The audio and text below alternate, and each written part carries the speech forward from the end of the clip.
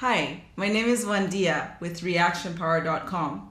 Today, we're going to talk about how to make a Facebook community available without logging in. The first thing you need, of course, is a Facebook profile. Let's log in.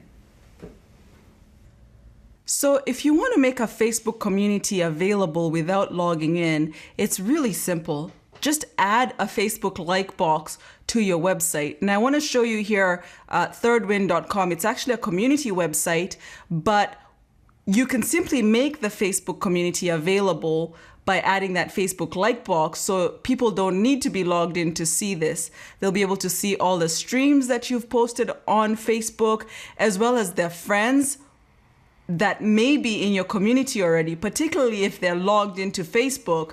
But even if they're not, they'll be able to view the Facebook community right there, and they'll be able to see mutual friends perhaps who are already members of that community, which increases their likelihood of liking your page.